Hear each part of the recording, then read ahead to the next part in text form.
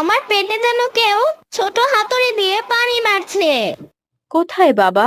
এখানে না, একটু ডানে, একটু বায়ে, একটু উপরে। ওরে না, এখন নিচে। ওটা তোমার পেট না ইয়ামিন, ওটা কেক, চকলেট আর আইসক্রিমের ছোট্ট একটা ড্রাম। ওখানে তো সবসময় যুদ্ধ হবেই। সাম্বার বাচ্চা, আমি পেট ব্যথায় মরে যাচ্ছি, আর তুমি আমার সাথে মজা নিচ্ছ। ইয়ামিন, তুমি একদম ভয় পেও না, আমি কালকেই তোমাকে ডাক্তারের কাছে নিয়ে যাব।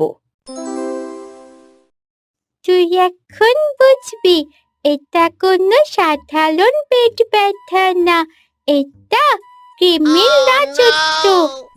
কিডনি দেখতে কেমন? ছোট্ট কেঁচোর মতো। ওরা চুপচাপ ঘুমায় না, গান গায় পেটের মধ্যে। খাই খাই খাই, খাই খাই খাই খাই খাই। আমার পেট তো তাহলে এখন একটা মিউজিক স্টেশন হয়ে গেছে। আরে না না, তোমার পেট এখন ছোট্টখাটো একটা থিয়েটার। হা হা হা। এই ফয়সাল, ইয়ামিনের পেটের মতো তোর পেটেও কি সমস্যা নাকি?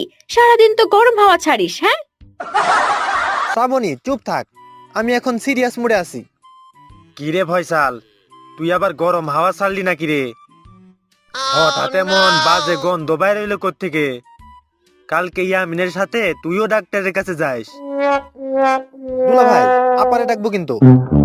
তোর বোন তো আজ তো একটা টেপ রেকর্ডার, একবার চালু হইলে আর বন্ধ হইতে চায় না। শুনলাম ডাক্তার বেরি নাকি খুব সুন্দরী, এজন্যই তোরে যাইতে কইলাম, না গেলে কি আর করার। দুলা ভাই, ফয়সাল ডাক্তারের কাছে না যাওয়াই ভালো, কারণ ও গেলে ডাক্তারের চেম্বারকে গরম হাওয়ার গ্যাস চেম্বার বানিয়ে ফেলবে। তখন ডাক্তার বেরি ইয়ামিনের চিকিৎসা না করেই পালিয়ে যাবে। আর তুই ফয়সাল, পেটের চেয়ে পিঠে বেশি বাতাস খাস, বসে বসে যত গ্যাস ছড়াস।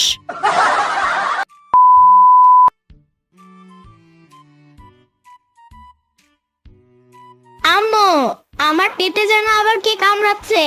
মনে হয় ভাড়া না দিয়ে বসবাস করছে কেউ। পেটে আবার কে থাকবে? তোমার পেটে মনে হয় কৃমি হয়েছে।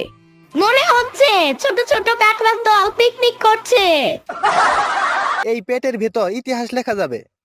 ছোটবেলায় আমার পেটও বলতো, ভাইয়া একটু জায়গা দে, আমি হেসকি মারছি। তোর পেট তো শুধু হেসকি মারে না, নাটকও করে। চলো ইয়ামিনকে ডাক্তার জলি আপার কাছে নিয়ে যাই। হ্যাঁ আপা, তাড়াতাড়ি চল। কি রে ফয়সাল, মনে হচ্ছে ইয়ামিনের না তোর পেটে কৃমি হয়েছে।